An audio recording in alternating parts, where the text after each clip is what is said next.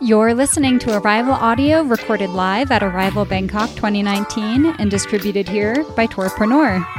In this talk, Karni Tomer, founder and food explorer at Walk and Stroll, shares her passion, purpose, and hunger for the street food of her adopted country and how it propelled her business forward. In 2009, my husband was working in a place named Singapore. Where is Singapore? I didn't know. I lived in Israel, and I didn't care, because every time he left me for a week, going to a place named Singapore, we had 2 young kids, and every time he came back, he said, the food is good, I don't have jet lag, and then he would fall asleep for another week. So you understand, I didn't like this Singapore. One day, he came and said, maybe you join me, see where I work, what I do. I said, no. I'm not interested. Singapore took you away from me, I'm not joining. But it's close to Thailand. Close to Thailand, I'm coming. We left our 2 kids and went to a honeymoon in Riley Beach, Krabi, in Bangkok, and then I arrived to Singapore. It was January 2010, I think maybe 1 or 7. The first place where a foodie will go is the market. I'm a foodie, and every foodie needs a market to explore. So I looked at the Lonely Planet, because there was no TripAdvisor, or it was only the beginning. Where is the market? I cannot find the market, because in Singapore, they call it a wet market. So it was under W. I arrived to the Teka market, and that's it. I was overwhelmed. So many vegetables and fruits and ingredients that I couldn't even know what they are, selling Chinese, Indian, and Malay food. So, I'll tell you what was my schedule. 10 o'clock, I ate chicken biryani, served on a banana leaf. In Israel, banana leaf grows in the garden, but nobody uses a tray. At 3 o'clock, I had high tea at the Raffles Hotel.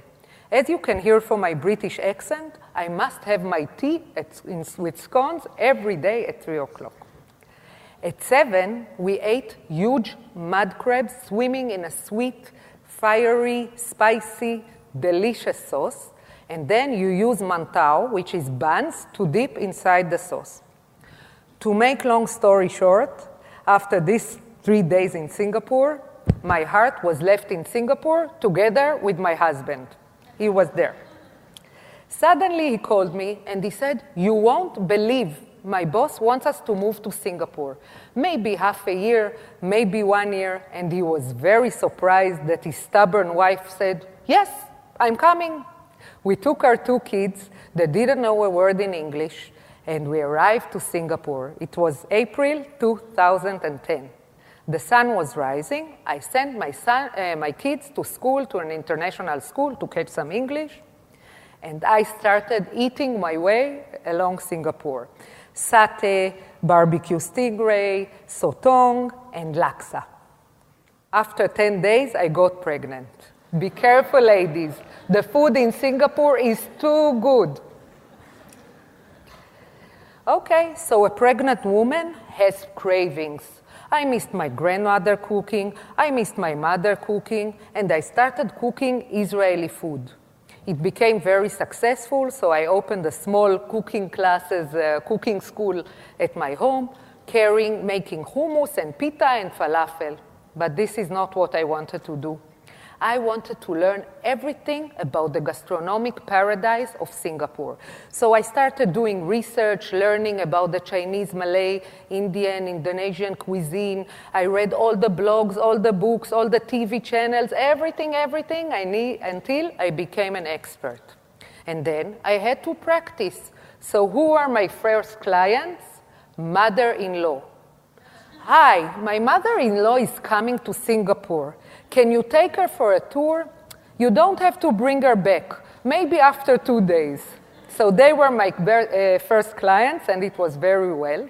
Later on, I did a tourist guide course. I became a travel agent, and then I became the first culinary tourism company in Singapore. I turned my passion into a profession. So this is me with the badge. So today, our company has about 7 freelance guides that all of them are handpicked by me. Most of them are food bloggers, marathon runners, journalists, cook in a canteen, everyone that knows everything about the local cuisine, not only to eat, but to tell the story of Singapore through its food culture. So beside Israelis that I guide in Hebrew, we have tourists from all over the world that heard about our unique experiences, even Chinese. Even today we had 2 China market tours, and people from all over the world, and all of them are sharing with me my story from a tourist to a food tour boss. I'm not only a food tour boss, I'm a food storytelling. And today I'm going to share with you about some of our signature dish. Let's talk about hawkers. Don't look at me like this, I said hawkers. In Singapore, until 1970s and 1980s, a hawker was a person selling food in the street, like in Bangkok, like in Vietnam, like in Cambodia, like in Indonesia. There was a man carrying a basket with some rice and some pork, or carrying a push cart with some kway teow, flat rice noodles, stir and fried with the wok hei. But Singapore became a first world country, and then all the hawkers were transferred into hawker centers.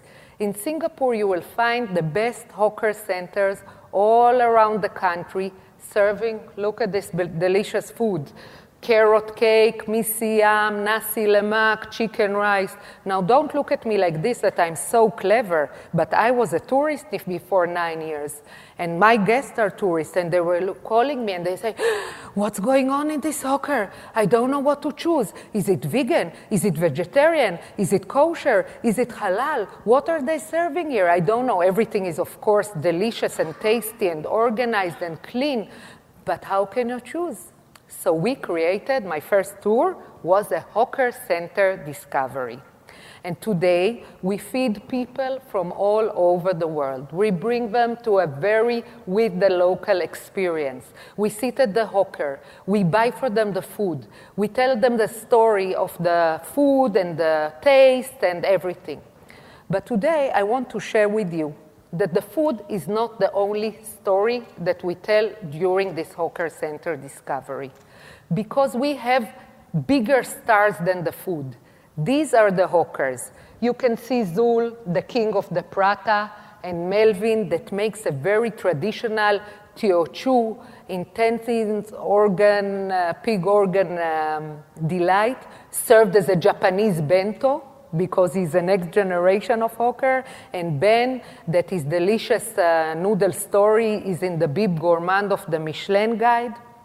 And they are the real people that preserve the hawker culture in Singapore.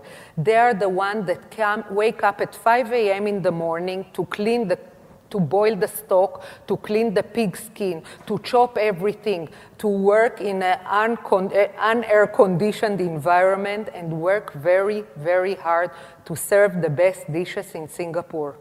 They chose not to go to the office and work with a nice suit under the aircon from 9 to 6. They chose to preserve the hawker culture of Singapore.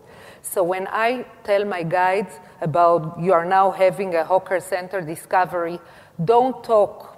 You are not the leader in this tour. Let the hawker tour. Let the hawker tell his story. And for me as a tourist, this is the most important thing, and the mission of us to show and tell about the hawkers. So believe it or not, 5 years after I created this hawker center discovery, the hawker culture in Singapore is nominated to the UNESCO list of culture heritage. And in 2020, hopefully, you will all read and hear about it. Remember who told you about it first. Thank you. So, we left the hawker for a minute. Let's talk about Crazy Rich Asian. As I said, I'm crazy but not rich and not Asian, so we have a Crazy Rich Asian tour. We have the Netflix street food because everyone today saw the series, and today we give them the chance to be a part of this series. Today we launch a new self-guided audio tour. And last but not least, I want to present for you my next generation of food explorer, Karni Tomer. She was born in Singapore. She speaks Hebrew, English, and Mandarin without an accent. And she will teach you now how to make fried cauliflower. 今天我做雪花，你看，因为它是棕色，可以做这个，还是没有棕色不可以。你看我做很多了，还是你看这个很好吃，还是掉了在地上不可以吃了。这个是不好的，这个是好的还是没有放在这里？你要做这个还是这个没有很多 space， 你可以放这个在那里。谢谢你。Thank you so much. So I'm Karni Tomer, food explorer from Walk and Stroll. I'm looking forward to meet you all and discuss how we can create more culinary adventures around Asia. So what are you waiting for? Let's walk and stroll. See you.